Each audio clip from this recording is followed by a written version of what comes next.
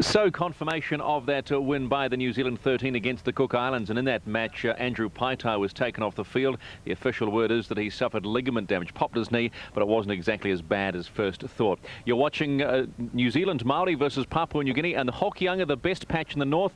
That is young Dave Mahanga's family come all the way down to watch him and support him playing for the New Zealand Maoris, who take on the Papua New Guinean side now. The Papua New Guineans have a rather huge task ahead of them to get into basically the final. They have to beat New Zealand Maori, these chaps right here, by about 56 points. So that is going to be a very interesting tussle for them. So it's New Zealand's Maori to win and go into the final. That's what they have to do. So let's now join our triple threat commentary team of Hugh McGann, Peter Ropati and Dale Husband. Thanks very much, and welcome to Carlisle Park for this match between the Maori team and Papua New Guinea. Certainly the form team of the competition thus far, the Maori team, and they've had comfortable victories over Tonga 46-10, and the other day when they had a win, I think it was 32-10 over Fiji. So the Maori team on a high at the moment under coach Cameron Bell, a very different team to the team that turned out last year for him against Great Britain. Let's run through their squad with Hauhire at the back. Kennedy and Kitty with Doyle and Hodge make up the back line. Beasley and Edwards, a very formidable combination at the base of the scrum. Milner and Barchard make up the propping roles as Tukere Barlow in the middle, Frank Watene and Mike Luke in second row, and the perennial Neville Ramsey at the back. Their coach Cameron Bell, a very successful campaign here in Oceania 1997. There's Solomon Kitty, currently playing his football with the Adelaide Rams. The flyer on the wing and Charlie Kennedy. Casino Doyle with his back to us, that's Joe Hodge from the Bay of Plenty, and Dave Mahanga, who has his cheer squad down from the Hokianga. Sky TV, pleased to be able to bring you this match live as part of a special on Front Row here on Sky Sport.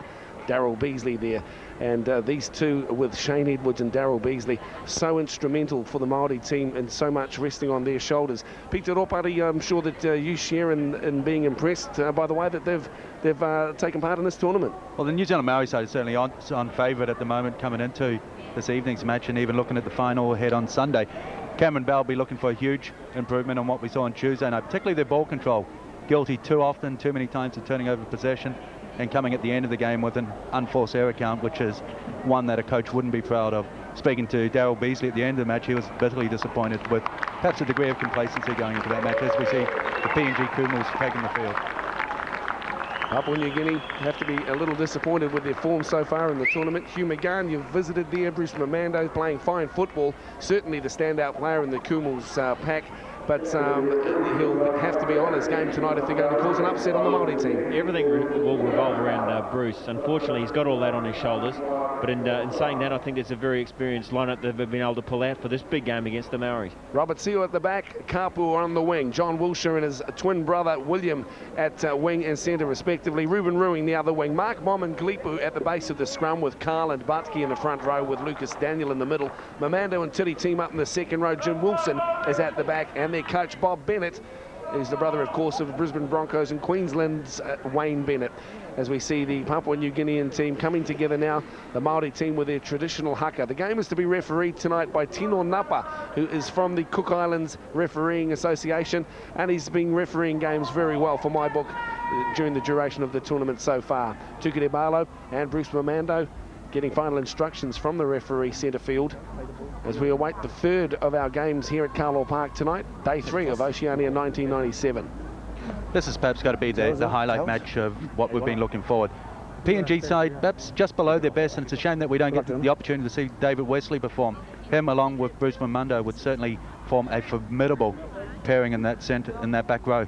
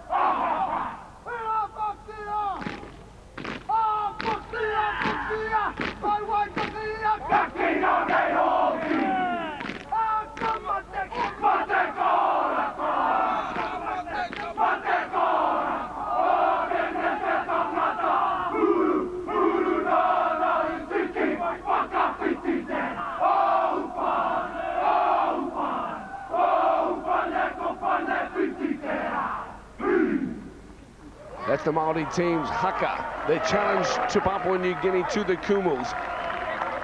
And a big game ahead for the Kumals tonight. Robert Seal there in the background, the fullback, very talented player with limited opportunities so far in the game. And this guy in picture right now, Mark Mom, such a crucial part of this football side. A guy that spent time with Canberra, former Australian Kangaroo schoolboy. A very, very dangerous player, given the space and the opportunities to do and to weave his magic.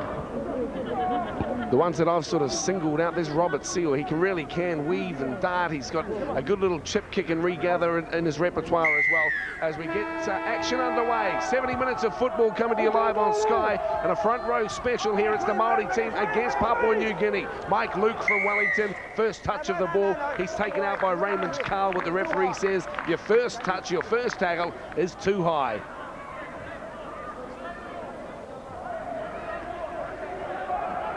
The big number 8, Raymond Carl, playing for the Mendi club in Papua New Guinea. You spent time up there, and maybe for our viewers who are unfamiliar with the structure of competition play in Papua New Guinea, we see Mike Luke with a big hit up. Referee saying a bit of facial massage, and he won't want any bar of it. This is a ball that's gone back behind the New Zealand Maori line, and sorry, not their line, but behind their defensive line. A penalty is coming the way from referee Napa. What's your call on that, Pete? One of the PNG players taken out of play, nowhere near the ball, and the Maoris, recognising that they're in danger, had to take the option of perhaps committing what pretty close to being a professional foul. But it was interesting watching the PNG side match up in the haka. They were willing and certainly very keen to get part of it, and by no means were they fazed by the haka that was put on by the New Zealand Maoris. I think they've seen some wilder faces up in their own homeland, to tell you the truth. Hugh, we mentioned briefly before about the difficulties that the PNG national squad have with a lot of their players playing in the Moresby comp as against the Highland comp. It would make it difficult for them as far as combination, but talking to Dean Lance yesterday on the plane to Canberra, he got big raps on this Mark Mom. He'd still be at Canberra if he had got his visa application in on time. And also he had big raps on his two boys, the Wiltshire twins, as we see a penalty going towards the Maori for obstruction by Papua New Guinea. Unintentional shepherd there. I don't think that they'd structured it at all. Goroka, some of the names here that we can familiarise ourselves with.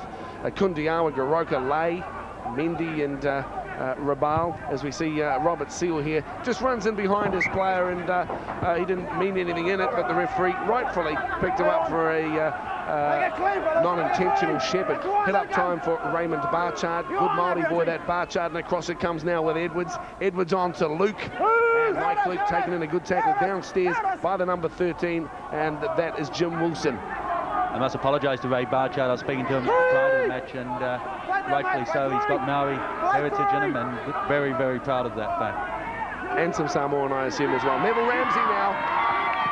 Ramsey, who'll play for 180 minutes a night if given the opportunity to play back-to-back football 7 times a day, one would suspect, as we come wide now. This is Solomon Kitty. Kitty with plenty of pace and a hell of a lot of strength. Pulled down now, 15 short of the line. Dummy half now, sending it across as Joe Hodge. Beasley to Edwards. Edwards now with Barchard. The double around to Edwards is unsuccessful. It went backwards, says referee Napa, and Luke with the ball is held up now 18 short of the line. Now, I believe that if Papua New Guinea are to taste success tonight, they must close this man down. And Tukere Barlow, this time around, a little knock-on from dummy half, but Barlow is just such a unpredictable player, and he's got a lot of skill and a lot of little tricks in his bag, Hugh. Yeah, he certainly has, but on that occasion, unfortunately, he was guilty of a knock-on there. But so far, we've seen 2 passes going nowhere with this Maori team. A little confusion in their ranks. The likes of Dean Clark maybe missing his experience here so early in this game. Edwards comes off a good push from his forwards. He comes up with the ball against the feet. Dummy half now is Ramsey. Ramsey comes across for Edwards again. Beasley holds up the ball nicely for Casino Doyle. He looks to offload out the back door. Fends off 1 and then 2. Play on. They're close to the line. What's with the play? The ball, I can't see what they're up to there. There was no tackle called. He calls in a knock-on. I think Tukere Barlow was trying to play the ball. No, I think Tukere Barlow went straight in there to take the penalty, and unfortunately just knocked it on as a result, coming down with the scrum. But I have noticed an improved concentration level by the Maori side, unlike what we saw on Tuesday night, where maybe a little complacent, a little lackadaisical. Tonight they seem to be on song. They're certainly committed. The urgency's there, but as Huey's already alluded to, perhaps a little directionless at this stage. There is a tackle from a little bloke on a fullback. And he upends him, Beasley. Robert Seal gets slammed into the Carlo Park turf, says welcome from the Maori team. Daryl Beasley, a great tackle. Just working their way out from the line. Mike Luke putting on some good tackles. Now it's with Mamando. Taken out by Barlow. Over the top, making sure of it is the number 10. And that's George Milner. Watch this tackle from Beasley coming in on Seal. Bang! Welcome to Carlo. That's what you call good tackling, because he got up underneath the ball and made sure that he did finish on top when that tackle was completed. And also we've seen that the Maoris have kept a very close eye on Bruce Mamando. They know that the play revolves around him, and they've kept them in close check already. Hugh, you're surprised that Dean Clark hasn't taken the match tonight? Well, not so much surprised. I think they're saving him, because I think that the Maori think that they're going to get through in this game. If Papua New Guinea are to get in, there has to be a big score go against the Maori, and I don't see that as happening. So I see it as a tactic by Cameron Bell to save him for the final coming up on Sunday. Dean Clark, very experienced, playing top football, and really when you combine Beasley, Edwards and Clark, it'd be the standout sort of scrum-based combination in the tournament. A forward pass there has been penalised by referee Napa. Penalised, maybe scrummed. No, he'll scrum it, sorry. And it did look decidedly forward on the replay anyway. Well, these are the calls we were talking about last night. Sometimes the uncertainty when, as a viewer, you watch and deciding what is an intentional forward pass and what is an accidental. Here, the ref deciding that it is accidental as a result of scrum down. A penalty there, I'd say, for not retiring from the feed. I think it's perhaps a loose forward, not binding to the back of the scrum. But he's certainly onto it tonight as Mr. Napa from the Cook Islands, as we see PNG tapping on the 50-metre line. There's still 6 minutes of play here. The Maori team have opened up substantial leads already in their 2 outings in this competition. So the PNG team have done well to keep them contained early in the game. Up to play the ball back now for Papua New Guinea. This is Max Turi. Wide he comes now on the spin. Bring it to me, bring it to me. And out wide there, Jimmy Wilson. Up to play the ball. There's 30-odd metres of work in front of them before the try line. Back on the inside they come. Flat-footed Wilson again with the ball downstairs, making sure of the tacklers. Tuke Barlow over the top, Frank Watanem. Quick play the ball back now. This is to Cedric Kingi. Across they come. That ball was a shocker. Bounces up favourably in the end for Randall Kapua. But the Maori defence have time to get up and claim him there. No problem whatsoever. Solomon Kitty, the tackler. Papua New Guinea standing very flat-footed. The kick is what we'd call a crossfield, I don't know, shimmy. Now it's with Casino Doyle.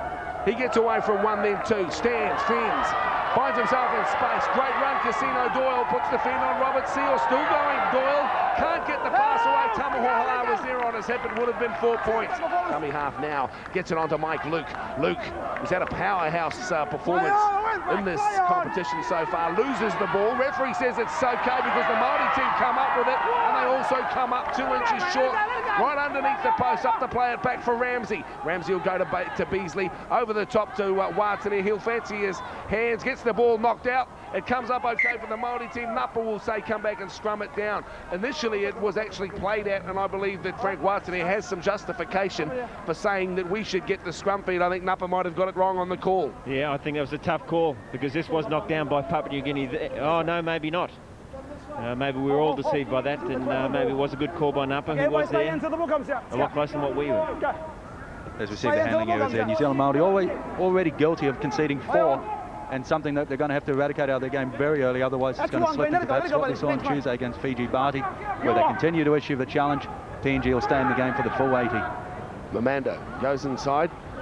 There's plenty of green, black and white jerseys there, the form of Milner, one of them, and the imposing stature of Watane. They close them down, the PNG attack just short of 20.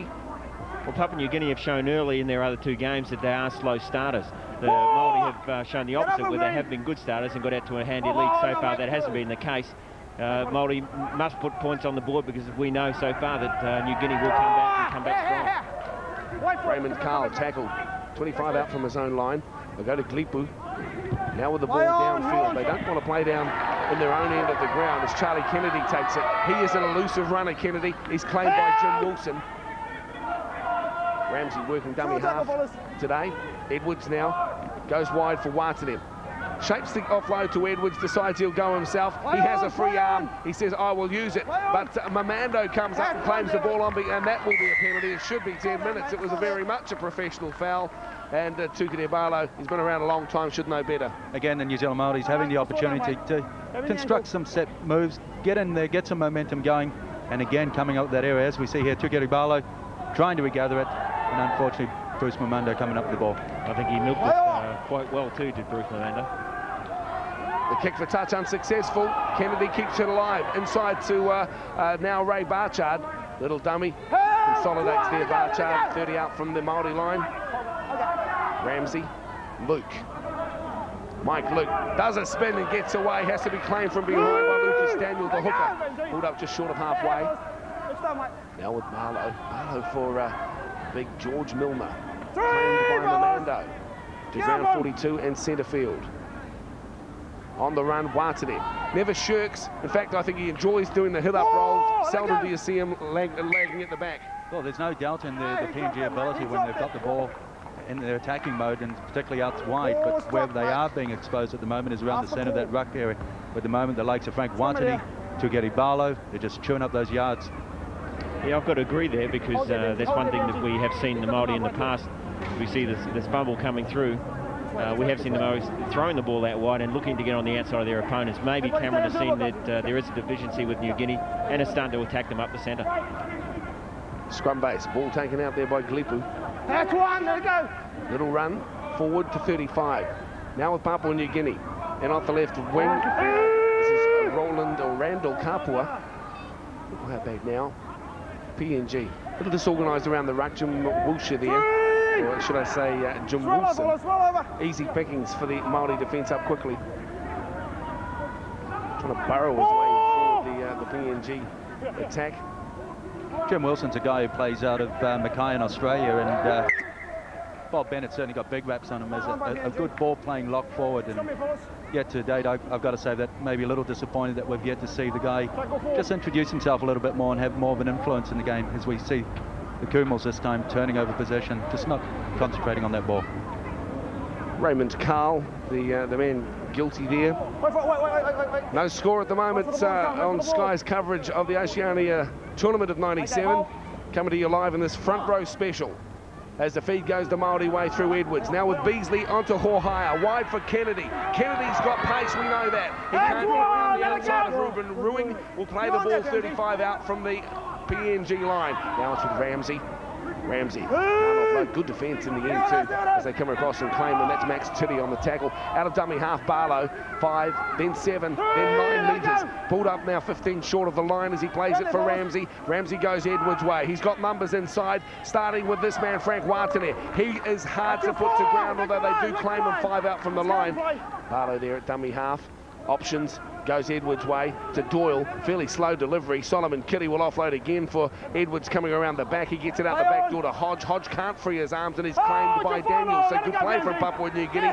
Fifth and final tackle. The Maori now will go skyward through the boot there of Shane Edwards. The big left foot boot as well. Should be taken easily by Seal. It will be. And will restart on the 20. Papua New Guinea repel the attack from the Maori team very well. Huey, perhaps the New Zealand Maori side all guilty of perhaps being too flat and just passing to the players that are going nowhere. Well, maybe they are looking towards the final already, and it's probably a little disappointing if that's the attitude they have taken. I hope that it isn't. I'm probably quite sure that they haven't, but it does look that way. But in saying that, Papua New Guinea have been extremely good with their defence. Even though they are scrambling and probably a little disorganised in attack, they are holding their line and keeping Maori at bay. Barlow makes the tackle there on Dahl. Across they come back now through the number 6. That's Mark Mom. Mom with the ball again. Eye off the ball, Papua New Guinea. There was a knock on there from Shane Edwards as well, but that went undetected by the referee and touch judges. 22 metres out as it plays for Beasley now to Luke. Luke on his own. Luke runs away from one. Luke still going towards the line. Pulled up now, just 5 metres short. Up the play up. They need to quick play the ball. It's delivered now. Spin in the tackle. Easy try. Easy try for Tama Hohaia. Unpredictability is his middle name, and 4 points is the scoreline at the moment as the Maori claim first blood. 10 to the right-hand side of the post. Hohaia scores the try. 4-0 to the Maori team. Well, this is a great lead-up play, and after maybe the culmination of some hard work where they kept on pushing the PNG line and Tamahohaya just sneaking out of the acting half role there and coming out with the try. Well, this is good work by Luke. He runs strong. He's got a good step, and probably just a little unfortunately he didn't make it all the way to the line. But what we do see here is New Guinea, they are scrambling well. But here they're anticipating the ball going out wide, and everyone races out, leaves a big back gap for Hohaya, who quite happily puts down for 4 points. What was seen tonight, though, is perhaps Luke again being guilty, as so many before him, that they had numbers on the outside and maybe just not having the vision to perhaps execute the right option. He had maybe 3-on-1 and could have made it a lot more certain, maybe by just quick hands. Geez, Dale, you say I'm hard. You're a hard man, Robo. Here's Tamahohaya now to add the extras. Problemless with the kick. 6-0 the scoreline here on your front row special tonight. And the try scored by Tamahohaya and converted by the same man. Getting back to the Papua New Guinea scene, having spent time up there, Ropo, you know, the difficulties in bringing them together from like the Moresby area and the Highlands? Well, they're extremely patriarchal to their own regions, and you find that those coastal people, particularly those down in Moresby, are very, very tight. There's something like over 300 different dialects, and as you can well imagine with that, very tribal, and very proud that those up in the Highlands, the Pundiawas, the Lay, Goroka, extremely tough and very competitive physical people.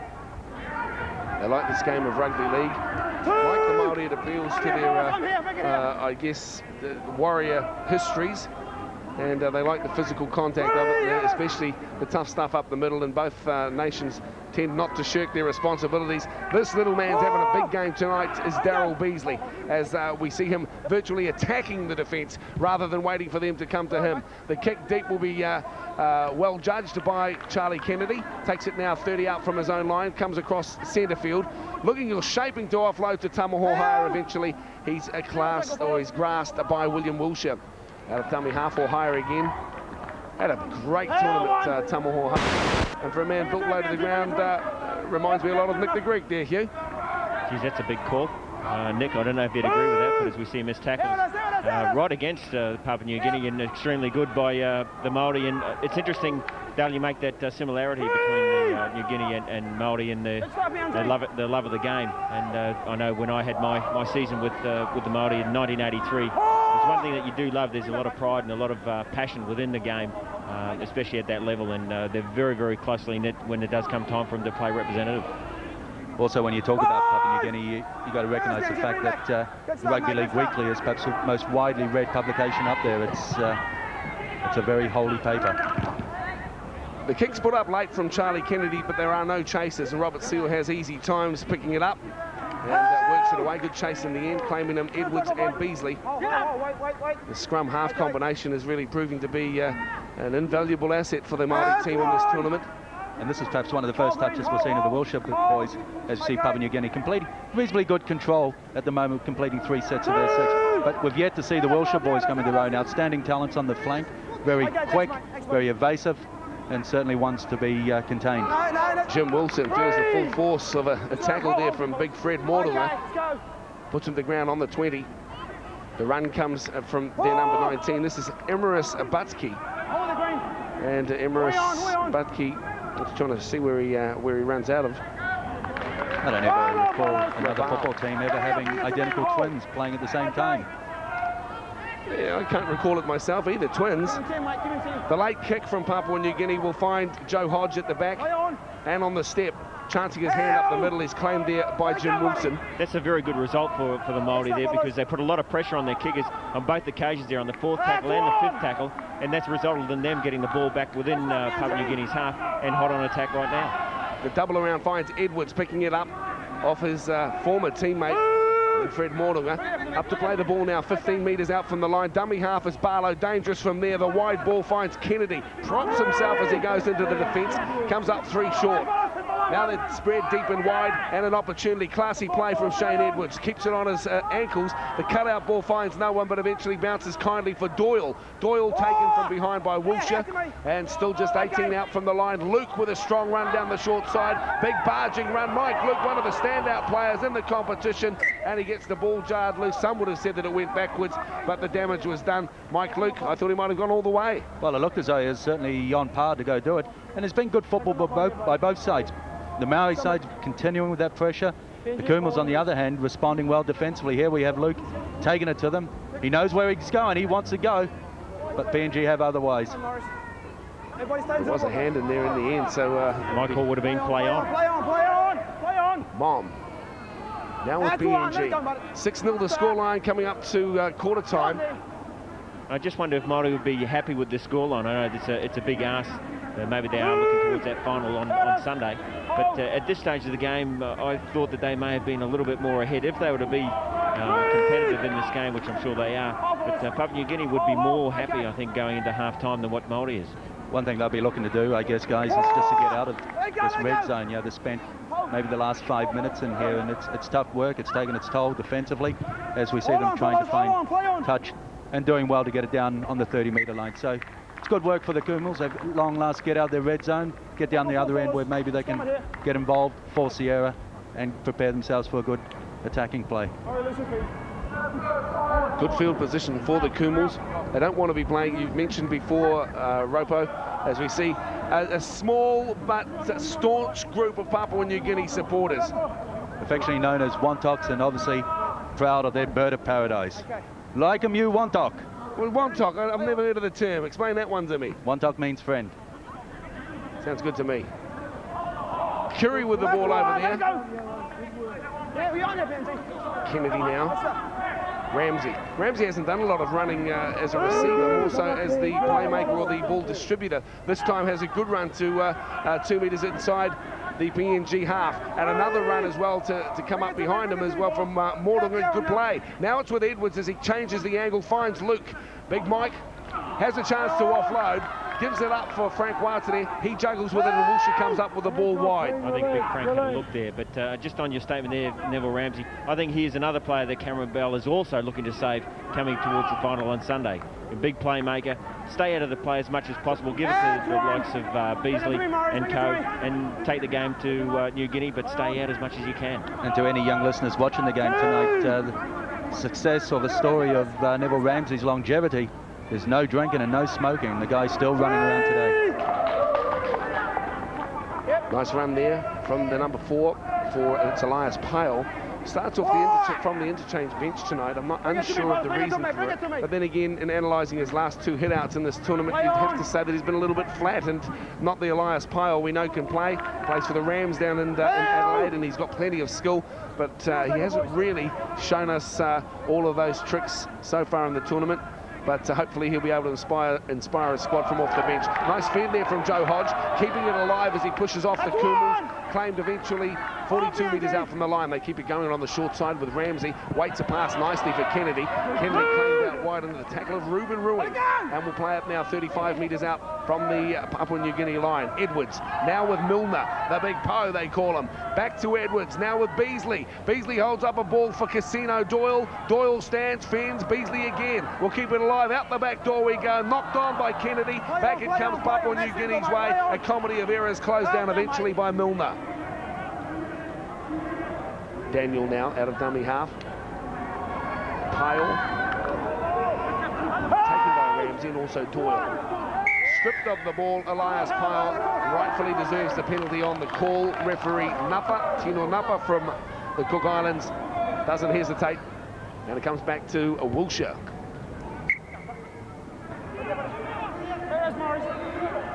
And here we have Elias Pyle. And maybe a hint just there, Neville Ramsey getting his hand in, caught in there behind the ball.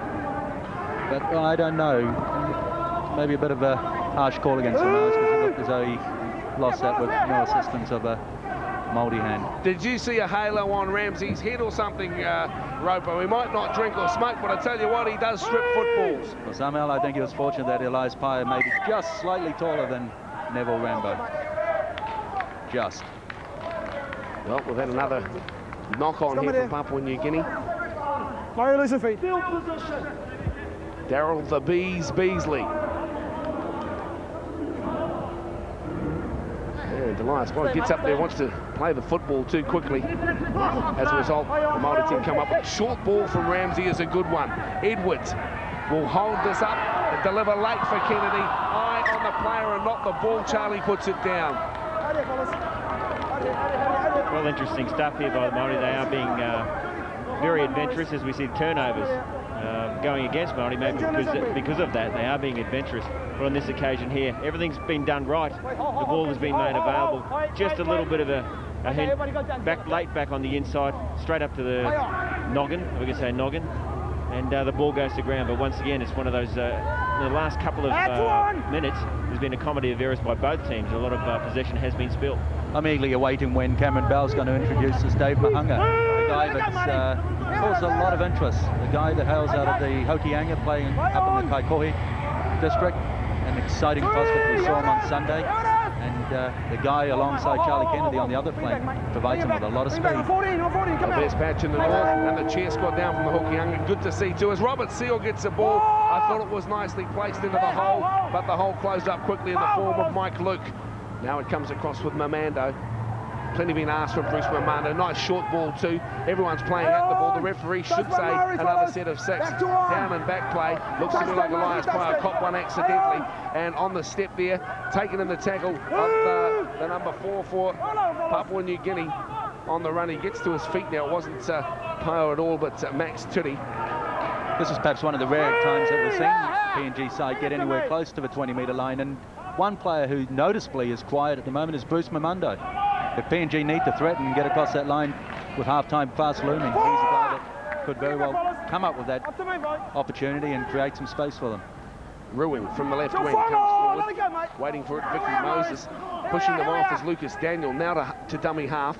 Who come across. This is Moses. Moses tries for the crossfield bomb. Are the chasers there in time for Papua New Guinea? It's taken well eventually by Joe Hodge, who forces it in his own in goal, and they'll go underneath the sticks. Well, he took the pass. Oh, sorry, he took the kick, but almost made a little bit of a botch of it. I think he had a little bit of a look there because there was no pressure whatsoever coming towards him, and he was well placed. The ball there, had a look. He saw the players coming through, and unfortunately turns up an error, goal line dropout. But it's good play by the PNG side to finish on a high note, and that is pleasing to see that a couple of the nations taking part are playing smart football where it counts. Well, I must disagree there, Peter. I thought that was a pretty ordinary kick. The intention may have been good, but I think the placement was once again pretty ordinary. I agree. The kick had been taken, obviously, the Maori would be having their ball right now, probably taking it out onto the 40. Yeah, we've got to acknowledge with a lot of the emerging nations is their execution is not always as you would want, but I guess recognising the intent. Now that's the prop forward, Raymond Carl. He's down a couple short of the 20-metre line, Maori into the ground, so sustained pressure now for the Papua New Guineans. Little dummy out wide. This is Vicky Moses, gets it back for Seal. He takes it unexpectedly and has to spin. Will run away from his support and is claimed there in the tackle of Shane Edwards. Helping out as well for the Maori team in 15. That's Darren Niven on the field now. Papua New Guinea very much in it on the 5th and final tackle as they put it along the ground. The chasers aren't there, and Joe Hodge is equally well positioned. The ball's gone to the ground, and Papua New Guinea come up with a big chance for them now. 7 minutes out from half-time, 6-0 down on the scoreboard as Raymond Dahl with the ball. He is monstered in the tackle there of Barchard, and over the top helping him out Beasley. Wilshire now. Wilshire will come across to Mom. Mark Mom, the cut-out ball to Vicky Moses. Has a look then, and no support. Moses will go to ground 15 up from the line. Dummy half, Lucas Daniel has a look to the right. I think the call has already come left. It has. It will go out to the second rower, Max Turi. He's taken down in the tackle by Darren Niven, and also of Beasley there. Plays it back for Daniel. Daniel gets it on now to a surging run there from number 19 for Papua New Guinea. His name is Emrys Butke, and the prop forward that comes out of the Rabaul club gets up to play the ball back now for PNG, close to the line. They will look to the left. Here comes Mamando, and Mamando was too short on the line. The popped up pass, a great try close to the line.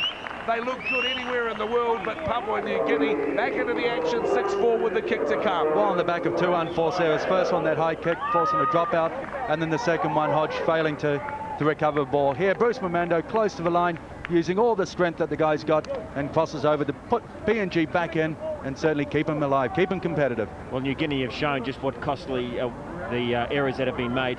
what they can do. Bruce Amanda showing all of his strength, probably of all of his work that he's done with Canberra and the amount of weightlifting work, power work that he has shown, and that has just forced his way over. The Maoris, other than that, have been fairly good in the way that their defensive line has been shaping. There was plenty of numbers. It was just the pure strength of this man to force his way over. But you can't get away from it, Hugh. That again, the New Zealand Maori side just putting themselves under pressure, coming up with errors at the wrong end of the football field, allowing PNG to have 2 shots at the pie, and they come in good with the second. Exactly, and as I said, the mistakes are costly if they turned over just like that. John Wilshire, him and his brother playing for the Western Reds over there in Perth, looking to add the extras and indeed extend his tally for the tournament so far. Strikes it well off the boot. We have level pegging here in our match, coming to you live on Sky Sport as part of a special front row this Thursday evening. Wherever you're watching in New Zealand, I hope you're having a very pleasant evening. 6-all the scoreline with just on 4 minutes of play left until half-time. Bruce Mamando, 3 tries in the tournament so far, and really a standout player. I think we've got to give some credit for the nice short ball from Lucas Daniel. It was well weighted and into the gap, and really only had to fall over the line, but admittedly, he did have to be coming onto the ball at pace. You are harder than us. Make it clean, BNG, make it clean, no penalties. Beasley to Niven. That's one. Now listen here. We wouldn't want to come to blows, because not in the commentary position, because Hugh would sort you out. I'm looking the other way. Hit up time for Ray Barchard, now with Watanen. How far is this young bloke going to go, Hugh? You know, he's not yet 20.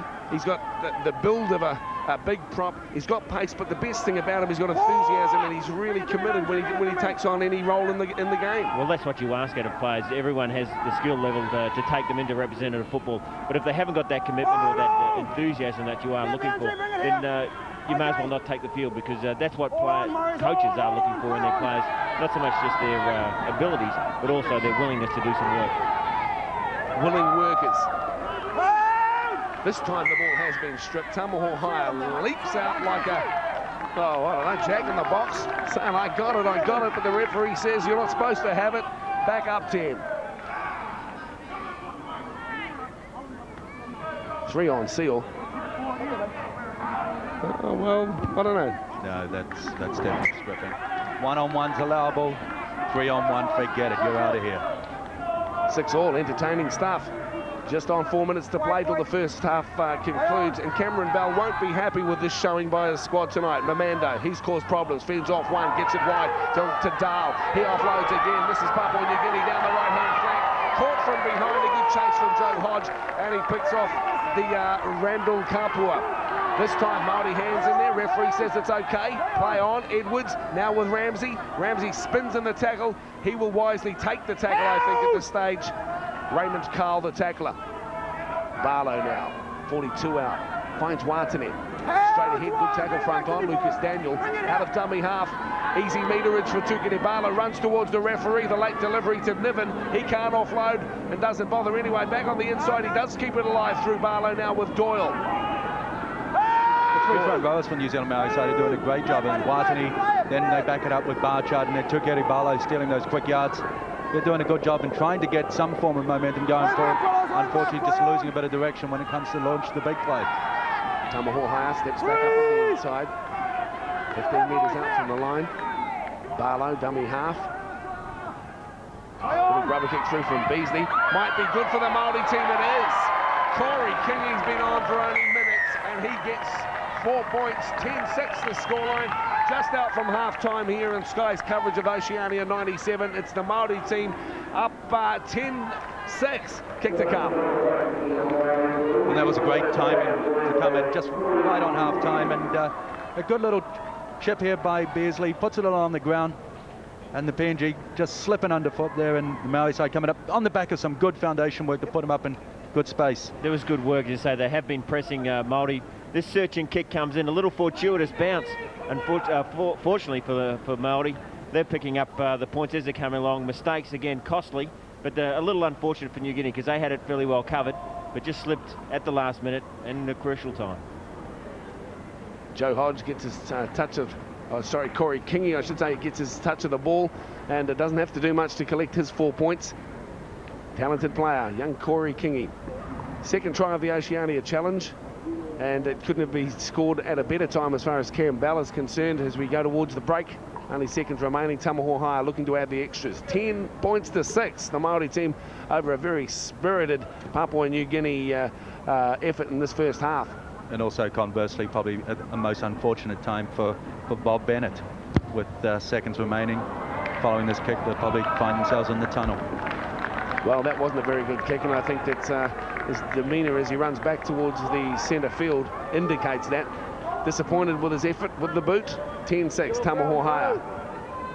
Especially when you think he's going to kick off here and the ball will probably travel all the way to the goal line. That kick there just didn't even make it 5 metres from the goal.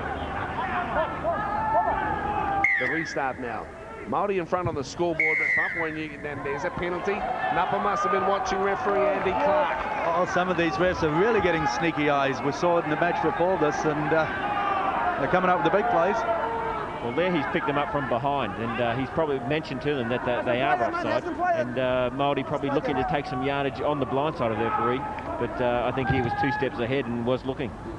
Mamanda takes so much on his own shoulders, doesn't he? He's only a young man, George Mamanda, but he certainly leads this Papua New Guinea team well. PNG now, they want to strike back before the half-time hooter. Well, they won't have time, nor will Bruce Mamando. He's closed down, 18 out from the line. We'll call it quits there the first 35 minutes. Here on Sky is up. The Maori team are 10-6 winners at the moment. But I tell you what, this PNG team playing with more commitment than we've seen from them in the first 2 outings. And we'll go to the break. 10-6 New Zealand Maori over PNG. We'll be back with the second half after this. 35 minutes of rugby league still to be played between the New Zealand Maori side and Papua New Guinea. New Zealand Maori have to be beaten by over 50 points if the Papua New Guinean side want to make it into the final against the New Zealand 13. A great first half by their skipper Bruce Mamando, and a lot of rugby league still to be played as we rejoin Dale and the boys up top.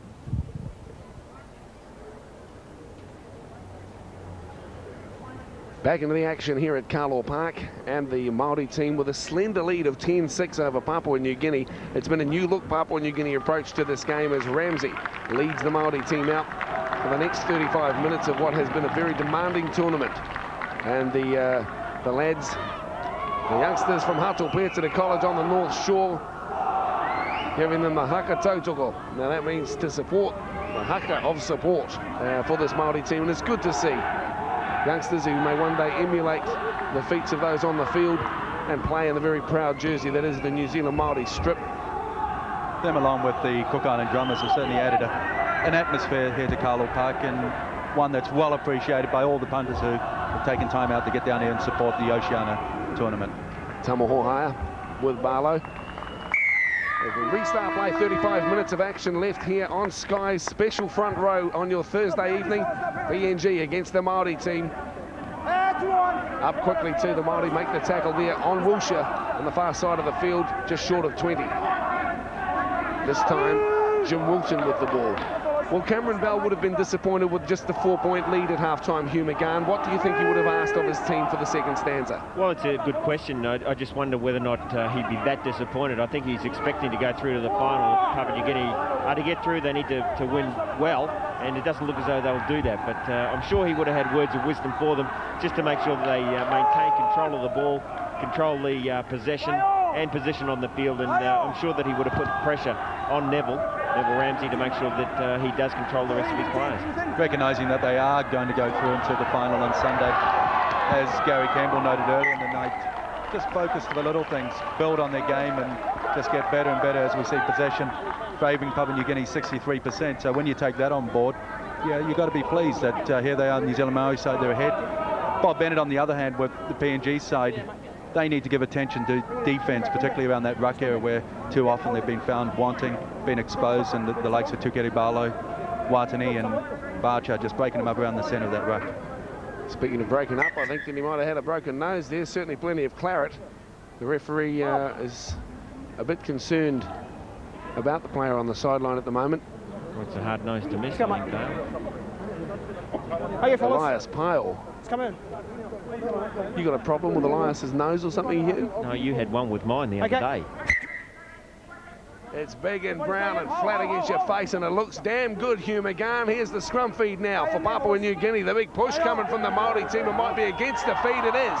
Oh, no, I thought Hodge had it there. In fact, it's not Hodge, it's Dave Mahanga, the Hokianga flyer, who's on the field at the moment. Spinning around this time, the Maori feed, so they get the rewards for a big push there on the scrum.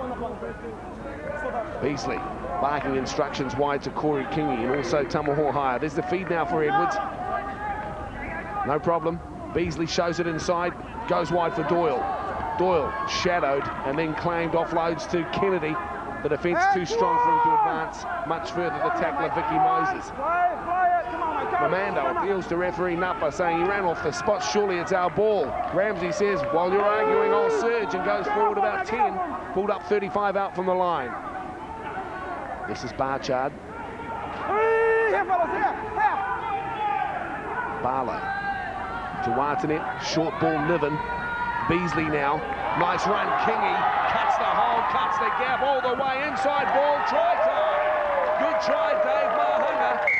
And he's in to score the first try of the second half. The Maori team go to 14-6, and really we've only been going just on 2 minutes. An outstanding play there set up by the Maori side. You could see the move was all set right outside the 30-metre line, where you saw the three big forwards just getting a line behind each other as we see it here. Barchard taking to the line first, Watani in fact, and then finding one out there to Beasley, and a good player just coming straight into the gap, running with depth and speed, and Mahanga in support. The guy from Hokianga, great try. It was exceptional, as you said, those three players in a row, and it looked to go to the third player. It didn't, it went out to Beasley, and that stood up the defence, and the defence was found wanting straight after that. They were scrambling, but there was enough support for Maori to put the ball in the corner. Well played. And a great response by the New Zealand Maori side, coming out on obviously a very stern talk, I believe, from Coach Cameron Bell, because albeit that they're head on the scoreboard, they want to improve and just develop facets of their game, which at this stage may be finding a little bit wanting. We talked about possession. Too many unturned, unforced errors being coughed up in that first 40. Or higher from wide out. Top point scorer of the competition so far. Close in behind him is Aaron Whittaker. That's a good kick from the sideline, and that will raise the flags. Oh, must have just gone under. Didn't have the legs on it, but it's certainly well directed. Dave Mahanga, big rap from Dean Lance, who said that his form hasn't escaped his attention. And this run from Corey Kingi is a good one. Likewise, the inside ball. But how about Mahanga? Up goes the finger. I've been watching Carlos Spencer too. The kick from Hohaya now will be taken in by Papua New Guinea. 14-6, they're down on the scoreboard. On the step, Lucas Daniel. Is that Mark Mott? I probably should have thought better. I think Cameron Bell would have been very disappointed, but more the Maori pride is at stake, and to suggest that they were looking, or wouldn't be upset if they didn't win this game, probably an understatement. I probably shouldn't have said that, because there is a lot of pride, and they'd be looking to take this game well, with confidence going into Sunday. This is Wilson, Jim Wilson, taken by Darren Niven, playing out of Taranaki at the moment. On the right, they'll come back to Mark Mom. We'll put it downfield, steered towards the railway touch, and it will bounce okay.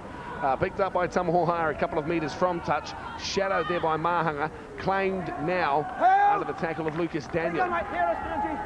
22 out from his own line. Kennedy to dummy half will go to Beasley, and the double around. Charlie back up the middle. Finds a wall of PNG defence. Wilson the tackler. This is Barchard. Well hit too from Bruce Mamando. Mortimer with a good fend. Big strong run from Fred Mortimer, comes up a couple short of halfway. And Bruce Mamando looking to inspire his players going behind after that try. He needs for something to happen for his team, and he's looking to give that impetus to them. We saw that when he followed up that kick chase as well. He was the only player up there on his own. He's certainly looking for an increased effort and performance by his fellow team players. That's one. PNG still with the ball now. Lucas Daniel wants it quickly. 13 handling errors for the Maori team, up against 4 from PNG. And possession-wise, PNG well in front of the Maori team. It's just on the scoreboard that the advantage is reflected for the green, black and whites. And it looks as though they are making more of their possession that they do have. We saw earlier a stat where New Guinea were way ahead in regards to possession. So Maori are making the most of their efforts. New Guinea the opposite. On the spin now, Cedric Kingi, grasped by Mike Luke. 40 out from the line. Possession 61-39. I can hardly believe that Papua New Guinea are down so much on the scoreboard with that sort of possession. That's when you start talking about class, and it makes a big difference. The lack of class, you can have all the ball that you would want for, but unless you've got those players who are capable of not only creating opportunities, but being able to execute the right play and come up with the right result. Mahanga tackled now on the 20 metres. As it goes back now for Beasley. Back on the inside, he finds now, this is Charlie Kennedy. Kennedy taken low in the tackle there by Cedric Kingy, and also assistance from Raymond Dahl. Across it comes for Mike Luke. Luke with the ball. Well tackled too. Papua New Guinea now just short of 40. Dummy half Barlow. Goes to Milner. It's not Milner at all, it's Mortimer. Big Fred playing for the Maori East Club in Auckland. Been around, he's worn the Maori jersey proudly for a number of years now. Niven with the ball. And Niven rolled onto his back under the tackle of Mamando. Hohaya, dummy half, spirals it for Beasley. Shows it Beasley. Back on the inside and still alive. Gets it back for Hohaya. He couldn't offload out the back door. Waiting for it there was Niven. Maybe he should have thought better and given that ball prior to that last pass, because that player was in the hole and was flying. Big kick, well weighted. Now Papua New Guinea under pressure. Appealing, everyone's appealing. I heard the oh sir, but I don't know quite who was appealing for what. The referee will say, "We've knocked it on," and we'll go under the sticks. There's some nervous signs at the moment by PNG, particularly for their coach Bob Bennett.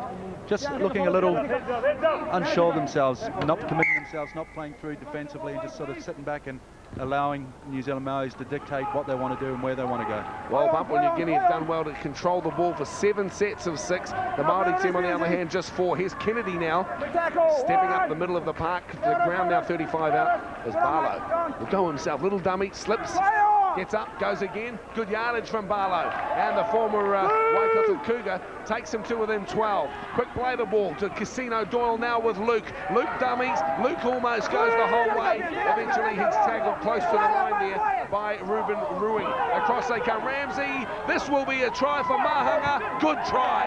Beautifully weighted pass. And Mahanga, hasn't put a foot wrong all tournament, and he comes up with the try number 2, and he's only been on the field for about 7 or 8 minutes. Well, already we are seeing the signs that PNG beginning to fall off defensively, and that was a great run-up play there by Luke to take him yards away from the line. Neville Ramsey catching, finding a good lob pass over the top, and finding Mahanga to come in for a second. And that's why some of those stats that we have seen of the possession or sets of 6 going against the Maoris, that's because they are finishing off their sets of 6 earlier and coming up with results like this. And it is positive that not always those negative signs that we see are bad. 2 tries this evening for Dave Mahanga, speaking very glowing terms about this young man from the Hokianga. He was picked up out of the Maori tournament played in Whangarei at the end of last year around Labour weekend, and he was playing in the Northland team, and they liked what they saw. They brought him into the national squad. He's played fine football during the Oceania. They picked him up out of rugby union, Dale. Excuse me, he's only been playing 5 months. You are dead right. Well, if you've got to get him from somewhere, you might as well get him from there. Well, he must see something in the game, which is good. It's a good talent, though, to have your eyes up around the country and to be able to identify talent. You recognise that there's flaws in their complete game, but there are those out there, and you can see the little things that they do, that they have a touch about the way they hold a football or the way they run, how they hold themselves on the football field. And this guy's certainly got some potential. He's got a huge future if he carries down that right track. Just hope that comments from the likes of Dean Lance and others don't create a big head. Really. You've got to keep your feet on the ground. A couple of good games don't make you a superstar. So I'm sure that Dave will be well aware of that. Certainly a tournament wouldn't make a career.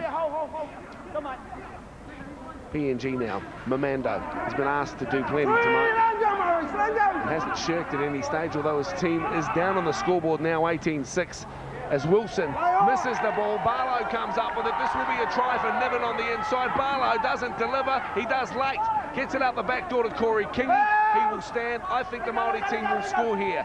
Now with Niven, across he comes for Ramsey. Beasley, inside ball, shows it once, shows it twice. Won't offload this time. Taken from behind and put to ground. The tackler there, number 18, is Randall Kapua. Great reaction there by Tukeri Barlow to seize an opportunity. and go very closely to scoring himself. Now with the Maoris hard on attack with Luke. Driven back by 3-4.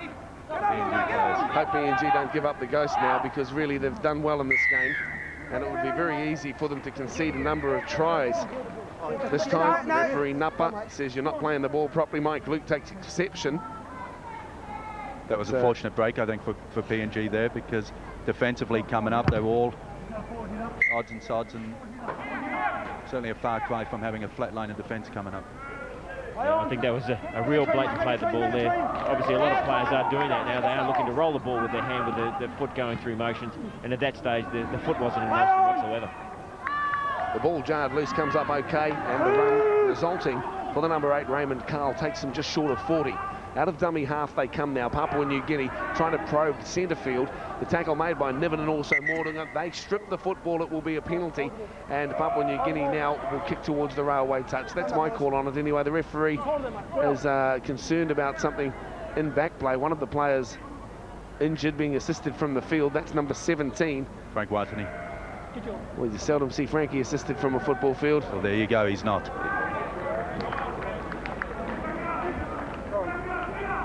Now that must have been off the play. That was the strip, the resultant penalty in the background. Not sure what happened with Frank Watani, but he doesn't look too worse for wear. I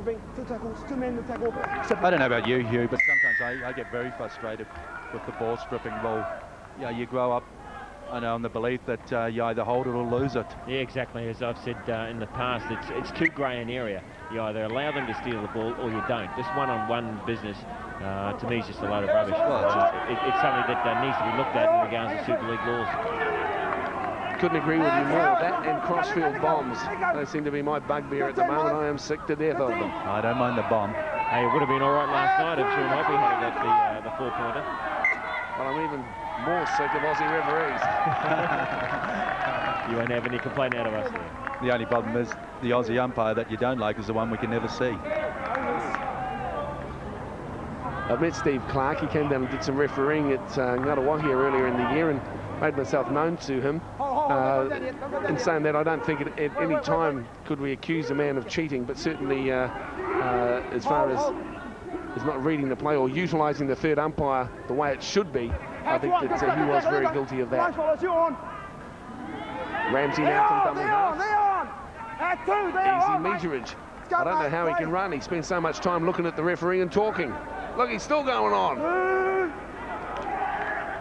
that goes part and parcel with experience. I think you learn how to talk and how to run. Do them both at the same time. Sometimes captains can do more damage than good, though, by being so persistent in questioning referees' decisions. I'm not saying at this stage that that's the case with Neville Ramsey, but in football games, you know, you have to be careful. He is the referee. And if you continually harass him about his decisions, obviously he's going to subconsciously play against you. Well, we were talking earlier this evening about perhaps a code of ethics for players, and one of those rules or ethics that they should abide by, as we see Tukari Barlow breaking into the 20-metre line, is perhaps not back-chatting the ref. You know, it's a bit like a traffic cop. You've got to cop it and move on. Thanks for that ticket, officer. Thank you. I appreciate that. Not quite. Don't you hate it when traffic cops dish out tickets and then say have a nice day? Line breaks Maori 6-2, obviously causing problems for the PNG defence. Like this, wide for Beasley. This will be Kingy, and the short pass Mahanga in for 3. Well, they're making him look good. I think there was a discussion saying, look, he's the only bloke with a banner. We'd better let him score 3 tries in the second half. Well, that was an outstanding play and some good examples of being able to catch and pass and do everything at speed. That was a superb try, and it all started here as they break out. And this pass in particular from Beasley onto Mahanga to come up with the try. Well done. It was all good work on that occasion, as we see Beasley receiving some attention there. He did well to offload that ball. There's been a couple of occasions where I think he may have been able to let go a little bit early, and on that occasion when he did end up being on the negative side of the result. You say it was a good, quick ball. The player was committed to take him out and did so. But with that, the Maoris have come up with another 4-pointer. Well, I'm not quite sure, but I thought I might have just caught a glimpse of an elbow in there, and that would be very sad if that was the case. Beasley's a resilient character and he's on his feet. I'm not too sure if that is Dave Mahunga on the far flank, guys. What do you think? It might still be Joe Hodge? I think so. What's he in, 16 or 19? Hodge was listed in 16. Joe Hodge in 19, I'm sorry, and Mahunga in 16. So I think it is Dave Mahunga. And just agreeing with you, there was the hint of an elbow, as the replay showed earlier. From wide out, Hauhaya looks to add the extras and does well. Very well. Another 2 points. This Maori team looking on song. And I think the judiciary will be looking at that video of that incident, because it did look a little nasty, but Beasley, being the character that he is, he wants to stay on out there. Well, you've got us there, Ropo. It is Joe Hodge. Don't ever say I've got bad eyes, lads. So has Hodge scored 3 tries, or has he replaced Dave Mahunga? No, Mahunga got the first, and then Hodge come up the last 2. They look decidedly similar, the 2 lads. Well, it does, especially when Peter called it was Mahunga for a start. Again. Follow my lead, guys. Here's we've got Wilson trying to break it out of the 25-metre line, and PNG really struggling to earn some good territory, and we've seen the last 10 minutes, not only in the back with some good control by the New Zealand Maori side, but PNG just struggling to get in the opposite half. Elias Pilot disappointed the referee didn't step in a bit earlier. This is with Wilson. Wilson offloads out the back door, and a good ball. Papua New Guinea now through Lucas Daniel. Will get up and play it back for Raymond Dahl. 45 metres out from the line. Dahl now. Across he comes to Mark Mom. An angled kick towards touch. Again, this is not going to win them the game. Might restore some pride and credibility as Tamaho High gets taken out wide there by John Wilshire. Well, one thing I would like to see Bob Bennett do is to take Bruce Mamando off and just give him a breather. You know, there has been a lot of pressure on him throughout the week to really push this New Guinea team. It looks as though it's fairly obvious that they're not going to make that the playoff, or they will be playing for 3rd and 4th. But give them a break, and you know, let the guy just recover and hopefully lead them to a victory for 3rd place on Sunday. Well, it looks to me as though the Cook Islands will again face Papua New Guinea as 3 plays off for 4. Because of the draw, it means that both teams 2 losses and a draw. Assume that will mean they'll play for 5th and 6th place. Fiji and Tonga, a repeat of the good game that we saw second up tonight, a 14-all draw. There's a strong run from Mike Luke, who continues to impress in the Maori jersey. From Wellington, he's played great throughout the last 5 days as the left foot kick goes deep and will be taken by Robert Seal. Turns about 5 from his own line, comes back, and the green defence is up there quickly. They close him down just short of 20. Once again, I just got to highlight those, as I mentioned in our last game, is that when the players, especially the Pacific Island nations, are playing, they tend to throw the ball out wide to get on the outside of it. When they've got the ball in hand, they tend to work their way back infield and run into traffic and come up with these types of results. I think sometimes you tend to have a slight rush and want to get physical, want to get confrontational, and as you point to, Huey, they just head for traffic and just want to mix it. Big run there, and also a huge tackle put on Peter Walter. Barlow in there. Referee will just halt play momentarily. Handling errors there. 13 for the Maori team and only 8 to Papua New Guinea. And the hold-up of play is because of Bruce Mamando. He got a knock earlier, has just recovered his feet, and that's why I say give him a break and let the guy have a breather. Solomon Kitty goes from the scrum base all the way. And that was a good try there by Solomon Curry, picking it up from the base of the scrum, just pinning his ears back, and just sheer speed, just taking the gap and just heading all the way to the try line there. Solomon Kitty plays his football out of South Auckland, then with Counties Monaco, and at the moment with the Adelaide Rams, playing it loose forward, saw the hole, had a chance, had the legs, went all the way. Good try to him. Well, that's what we like about the new innovation, the scrum on the 20-metre mark, and it comes up with these types of ploys. One way of restarting the game, obviously with the scrum, but it gives the opportunity for the attacking team to come up with plays like this and give them more opportunities to score tries, and that's what we love to see. We see him heading on with a head of steam. Nice 4 pointers for the Maori. First time I've ever seen Solomon Curry back into the back of a scrum, and certainly, yeah, there's no shortage of size and weight, and making a good fist of it.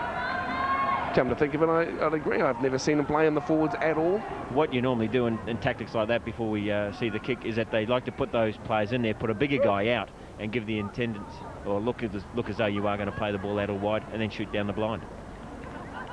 Good play. This kick from Tamaho High will slide across the face of the goal mouth. Unsuccessful, but the Maori team continue to advance. 28-6 the scoreline here at Carlo Park.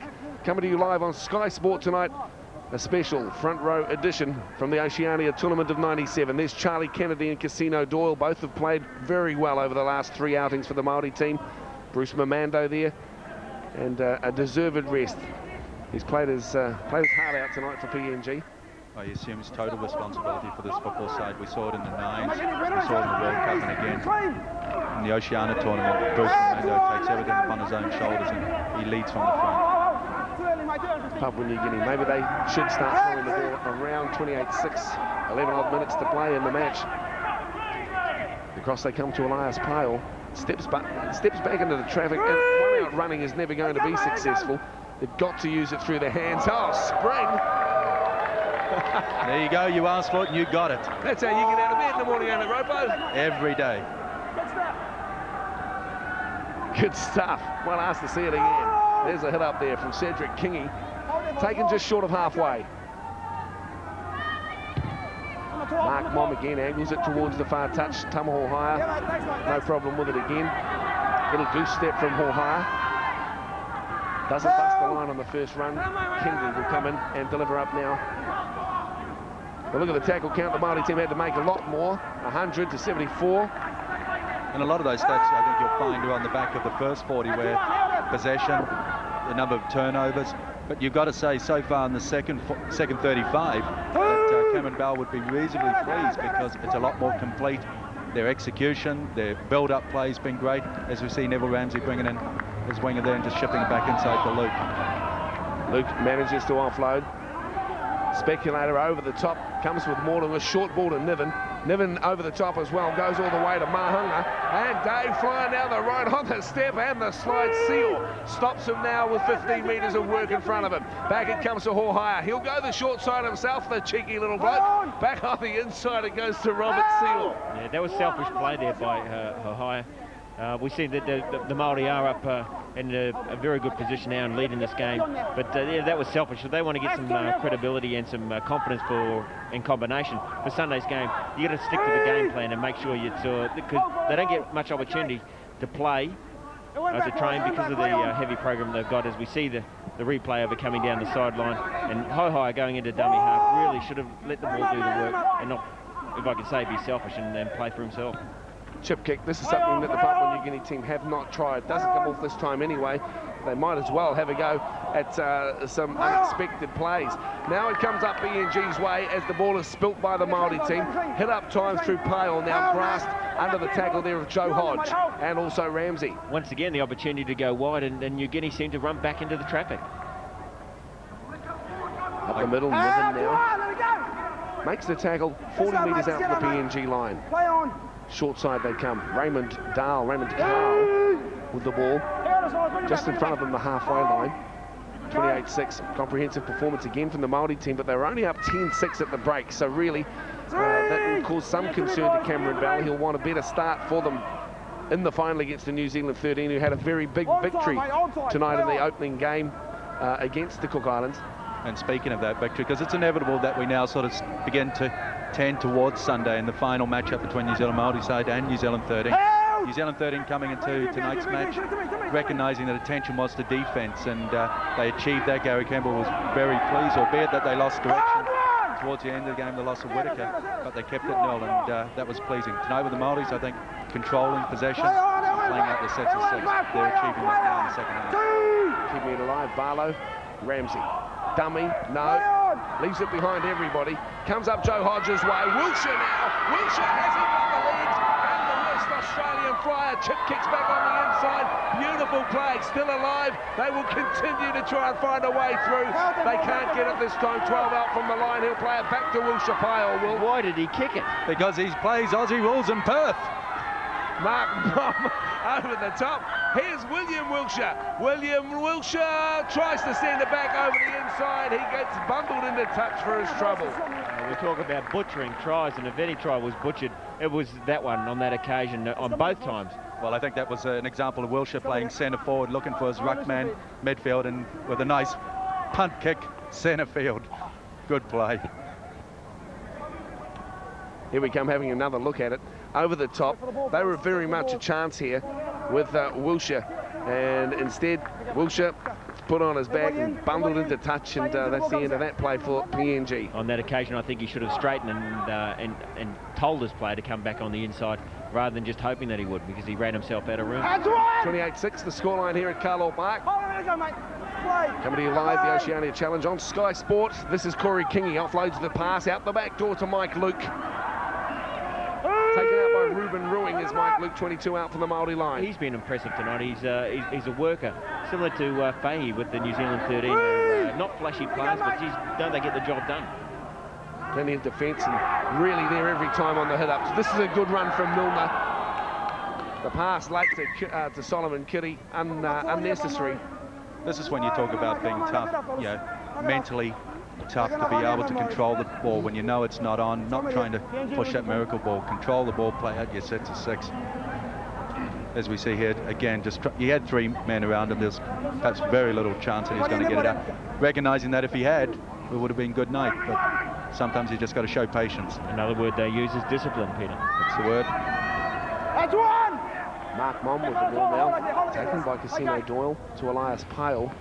The Adelaide Ram turns it back up on the inside. Mananga's back onto the field. They play it quickly. Out of dummy half goes Vicky Moses. Gets it out to Ruben Ruing. Taking in the tackle of Mike Luke and also downstairs Mortimer. They turn it around. Lucas Daniel goes for Mom. Mark Mom now. Elusive. Beasley makes the tackle. 3 is William Wilshire. He'll go across now for Mamando. Shows it. Back up on the inside. There's the ball. It's been lost. The Maori team come up with it through Barlow.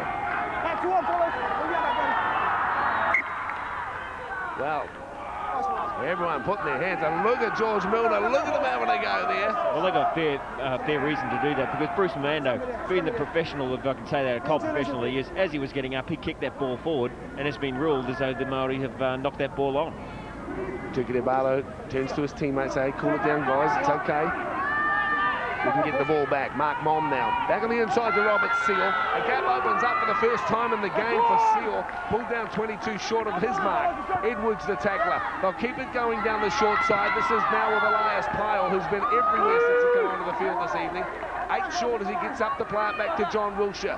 Wilshire comes wide. He will find Vicky Moses. The tackle is made there by the big Poe, they call him, and that's George Milner. PNG, can they put one on? 6.5 minutes of play left to go. Stepping up the inside, Vicky Moses. Still going Moses. Back on the step. He was tackled high there by George Milner. He knows he's done wrong, the big fella.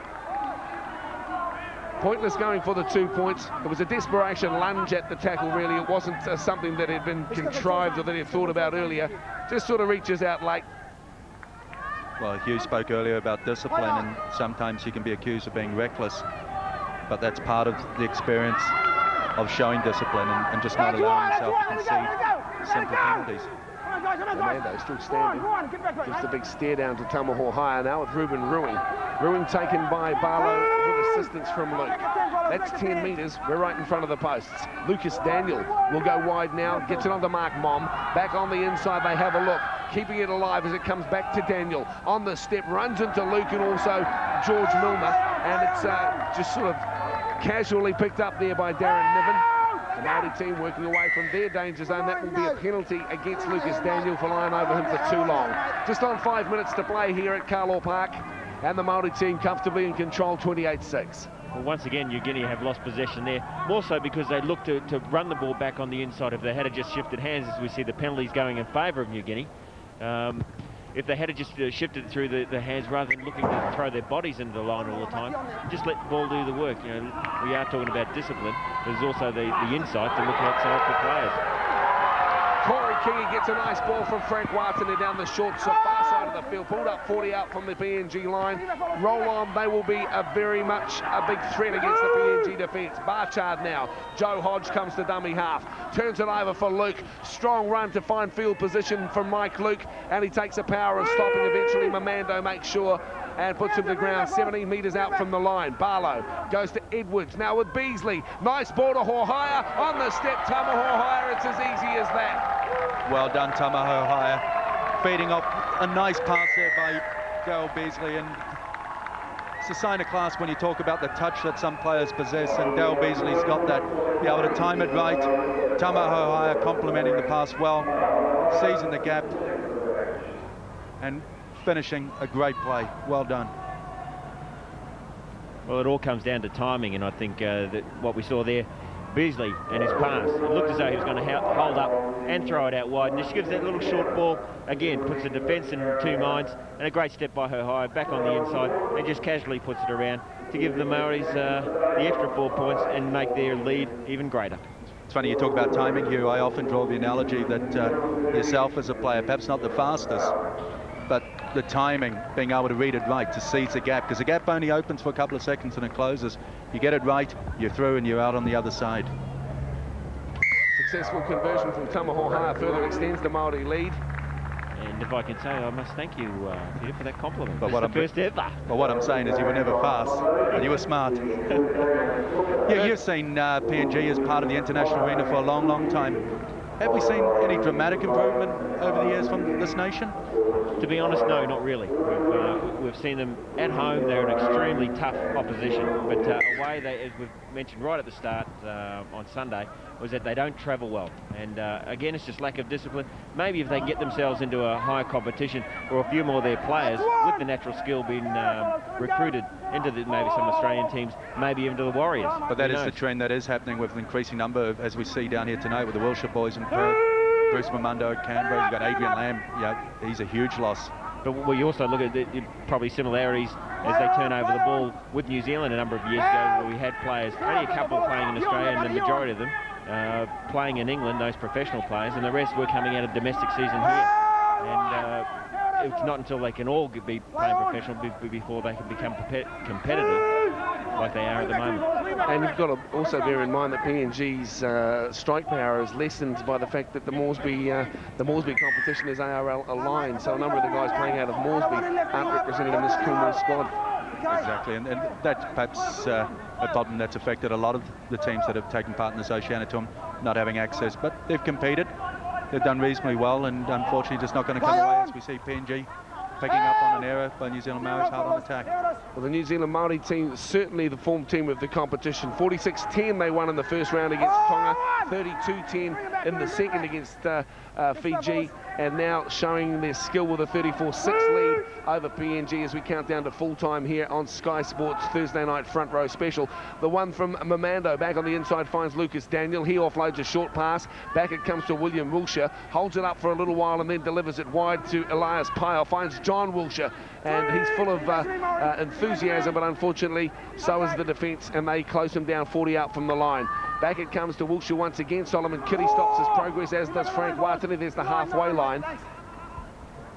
Wilshire's all over the place by the looks of things as Pyle dishes it out wide. Back on the inside, they have a look, and then a run. Good run too from Vicky Moses. Gets it on to Rob Seal. Seal is pulled down 35 short of the line. Out of dummy half, Bruce Mamando back on the inside. They keep it alive. Vicky Moses over the top. It's been touched by a Maori hand. The referee should say play on, but he won't. Maybe I saw it wrong. I thought that there was a green hand in there that touched the ball. When did the jersey go with their hand? Well, hand inside a jersey. How can you have a jersey on a football field without a hand? You're onto it. Rocket scientists. You're obviously considering this New Zealand Maori side to be favourites going in on Sunday, Dale. I'd be very hesitant to say so. The New Zealand 13 are also very strong. As we see the conclusion, the Maori team too strong tonight here at Carlisle Park with a 34-6 victory over Papua New Guinea, and the PNG Kumul's lead full play with just the one victory, and they will play off for third and fourth at 1:30 come Sunday afternoon. There's Neville Ramsey, very much instrumental in the 3 victories the Maori team have enjoyed so far in the tournament. They'll line up against the New Zealand 13. I will have to lean the Maori way, but it will be a very close encounter, and I'd say only 4 or 6 points in it. I think tonight's performance by the New Zealand Maori is certainly comprehensive. They achieved what they did the other night. They kept them pretty well down on the attacking scoreboard side and able to play out a much improved second half performance. Well, it's a very hard one to pick going into Sunday's game, the main final. Everyone seems to be leaning towards Maori. I've liked the way that the New Zealand 13, along with Peter, have played, and exactly what we've seen tonight in their prior game is that they have just picked up their momentum, leading in. They've been very relaxed in their previous games. Maori also having to do what they have to get on top. A little disappointing tonight, if I can say, from what they normally are like. But I'm probably leaning towards New Zealand 13. I tend to agree that experience is going to be a big player on Sunday, and so it'll be a great matchup. Looking forward to that match too. That's the final 3 o'clock Sunday, and you'll catch it on Orange. Let's go down to the sideline. Stephen McIver is with Bruce Mamando. Thanks, Dale. Bruce, another loss, but you get into the playoffs against Cook Islands, who you beat in the round robin. Did you bring any positive out of tonight? Unfortunately, I don't think there was much positive. If anything, we know we've got to hold on to the ball if we want to win a game, and I think that's the main thing that let us down. A lot of the teams are spilling the ball around. Is it just the way you're always trying to push the ball too hard? Yeah, maybe. I think, we knew we had to win by 40 to sort of get into the playoffs type of thing, so, we might have tried a bit too hard, but unfortunately it didn't pay off. But, like I said, we can cut out our drop balls, we can, Bruce, there's been a lot of criticism about the heavy schedule for the Super League. How does this fit into your year? Well, I'm back next week with Adelaide, and we've got a game next weekend against Canterbury, I think. But, I don't mind coming away. It's good for the young fellas, especially up and coming. You get a bit of experience and that type of thing. So, whatever can help them, I don't mind. Enjoying your time out here? Yeah, no, it's been good. Like a good hospitality and that type of thing. So, enjoying it. Nice to have you here. Good luck on Sunday. No worries. Thanks, mate. Bruce Mamado, the captain of the Papua New Guinean side, and they will play the Cook Islands in the playoff for 3rd and 4th. Well, there's one man that a lot of people have been talking about. He's the man from Hokianga. His name is Dave Mahanga, scoring plenty of tries. Congratulations on your performance. Thank you very much. Yeah, been pretty good. Now, look, tell me about yourself here. Someone said you've only been playing footy for 5 months. Is that right? Yeah, that's correct. Yeah, I've just been playing basketball and rugby, and I just thought I'd give a league a go. So far. Yeah. And now, Dave, I hear that the Brisbane Broncos and also the Perth Reds are having a close look at you. Did you know that? Oh, no, I didn't actually know. Do you have any sort of idea of playing professional football? Yeah, I have a good ambition. I'd like to proceed in that in the career of league. I tell you what, I was talking to your brother tonight, and he was pretty rapt, and I know they bought they had their banner down here, but that must have been nice for them. Yeah, it was pretty uplifting news, just seeing the family with the support, so it was good. And you enjoying playing rugby league? Oh, I love it, mate. Awesome game. Well, congratulations, another fine performance, and we'll see you in the final on Sunday. Yeah, same here. Thanks a lot, mate. Dave Mahanga, he is one of the stars of this New Zealand Maori side that is led by Dean Clark, who was playing waterboard tonight, but I suppose just resting up those old bones. Yeah, trying to keep myself right for Sunday. Yeah. Another slow start by the Maori side, Dean. Yeah, it was a pretty shaky start. We tend to lose a lot of the ball early in the tackle count, and we can't afford to do that if we want to take the Oceania Cup out against New Zealand 13. Once again, a slow start in the first, great finish in the second half, but a lot of drops here too. I mean, this New Zealand 13 side you're going to face are no slouches. Yeah, that's dead right. Like I said, we can't afford to drop the ball, especially in a final. And like final football, the team that makes the most mistakes is definitely come out losers. Tell me about this thought that a lot of people are talking about, maybe that a New Zealand Maori side should be playing in the Rugby League World Cup. Yeah, well, I think the Maori committee, they're trying to put us forward for the World Cup, and I think just looking at this tournament now, I think we've made a strong bid for it, the way we're playing, etc. Yeah. All right, well, I know you've got to start thinking about the final 3 o'clock on Sunday. Best of luck, Dean. Thanks very much, Steve. Yeah. Dean Clark, he is the captain of the New Zealand Maori side that defeated the Papua New Guinean side just moments ago live here on Sky Sport. This is a front row special, and we've already got those finals sorted out. It'll be Tonga-Fiji in the first matchup. That'll be for 5 and 6. That'll be Papua New Guinea against the Cook Islands for 3 and 4. And then the big one at 3 o'clock on Sunday, live on Orange, all these games, will be the New Zealand 13 against the New Zealand Maoris, who are coached by Cameron Bell. Cameron, congratulations. Your side is unbeaten. You must be pretty stoked about all this. Well, yeah, I'm quite excited. Yeah, we had a couple of flat patches tonight, but we took to them in the second half. We got a bit of go forward, and the back's done the rest. Cameron, I suppose the thing you've got to be thinking about is that the New Zealand 13 play a pretty structured style of football. Some might say a typical New Zealand style of football. You boys like to throw it around a bit. Will you slow it down and think a little more on Sunday? Oh, it's not our style. I don't think we're thinking it at all, Steve. No. Yeah, we played them last Friday night, and we got the right side of the result. I see no reason to change our style. At the moment, if you look at us, maybe we're just a little bit flat because of the amount of football that we've had. You're always going to more than likely lose a bit of ball when you push it around like we do. But I think by Sunday we're going to be right on top of our game. This is a good tournament for Māori Rugby League, yeah? Oh yeah, well, it's certainly it's exposed some of the talent that we have in the country. We otherwise I wouldn't get it. Tell me, who spotted this Dave Mahanga from Hokianga? It wasn't me. Yeah, I obviously can't take the credit for that. We had got our scouts out and they sent down that Dave Mahung was scoring 3 tries a game up there at Hokianga, so we says, well, this is a chance to give him a go, and yeah, consequently we give him a go, and he's going pretty well. Another star in the making. The best of luck against the 13 on Sunday. Thanks very much, Stephen. Cameron Bell, he is the coach of the New Zealand 13. They will take, the New Zealand Maori side. They will take on the New Zealand 13. Kick off from 3 o'clock live on Orange on Sunday. Well, we've had 3 days of the tournament, 1 still to go, and boy, have we seen some great tries.